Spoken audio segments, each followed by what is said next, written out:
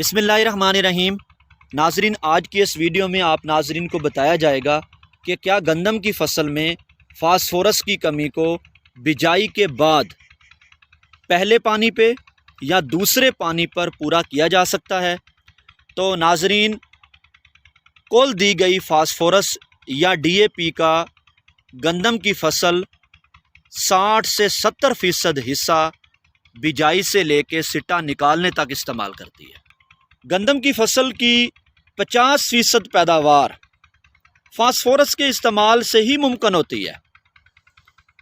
50% बाकी चीज़ों से बनती है, क्योंकि फास्फोरस ही गंदम की फसल में भरपूर शगुफ़ा साजी, झाड़, जड़ों की बढ़ोतरी और बढ़ोतरी के लिए ताकत फराहम करना, सर्दी के ख़िलाफ़ क़ुव्वत मुदाफ़अत देना, गंदम की फसल का एक वक्त में सिटा निकालना, ये सब फास्फोरस या डीएपी की बदौलत ही मुमकिन है। ऐसा कि गंदम की फसल को इब्तदाई मरहले में जड़ों के फैलाव और भरपूर झाड़ के लिए फ़ास्फोरस की ज़रूरत बहुत ज़्यादा होती है। तो इब्तदाई मरहले में फ़ास्फोरस की कमी से पौधों की जड़ें कमज़ोर बनती हैं, बढ़ोतरी कम होती है और गंदम का कमज़ोर झाड़ बनता है। हमारी ज़मीनों में फ़ास्फोरस की मिक़दार नाइट्रोजन से कम और पोटाश के मुकाबले में तो बहुत ज़्यादा कम पाई जाती है। कुल दी जाने वाली फ़ास्फोरस का सिर्फ 20% हिस्सा गंदम की फसल को मिलता है, बाकी सारी फ़िक्स हो जाती है। तो गंदम की फसल की फ़ास्फोरस की ज़रूरत बाकी फसलों के मुकाबले में बहुत ज़्यादा है। गंदम की अच्छी पैदावार के लिए खादों का मुतवाज़न इस्तेमाल, ख़ास तौर पर नाइट्रोजन और फ़ास्फोरस का तनासब बहुत अच्छे असरात मुरतब करता है और गंदम की फसल का कद, शाखों की तादाद, फ़ी पौधा शाखों की तादाद, दानों की तादाद और भूसा और इसके अलावा पैदावार पर बहुत अच्छे असरात मुरतब करता है। तो नाजरीन, अगर बिजाई के वक्त इजाफ़ी कीमतों की वजह से फ़ास्फोरस का या डीएपी का इस्तेमाल कम किया गया है या नहीं किया गया, तो पहले पानी पर इसका भरपूर अंदाज से इस्तेमाल किया जा सकता है और बिजाई के वक्त इस्तेमाल की जाने वाली फ़ास्फोरस के बराबर नताइज मिल सकते हैं। बल्कि जदीद तहकीक के मुताबिक बिजाई के वक्त दी जाने वाली फ़ास्फोरस से भी अच्छे नताइज मिल सकते हैं। वो कैसे?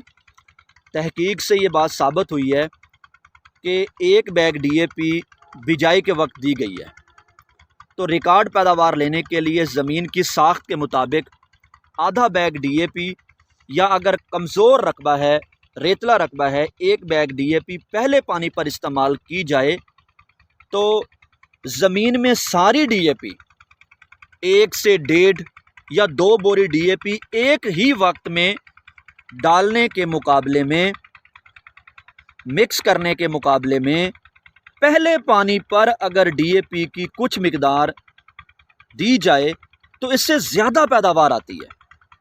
लिहाजा जो काश्तकार बिजाई के वक्त कम फास्फोरस या डीएपी दे सके हैं तो पहले पानी पर आधा बैग डीएपी या अगर एक बैग डीएपी भी इस्तेमाल करना चाहते हैं तो इसका इस्तेमाल करके भरपूर फ़ायदा उठा सकते हैं और रिकॉर्ड पैदावार ले सकते हैं।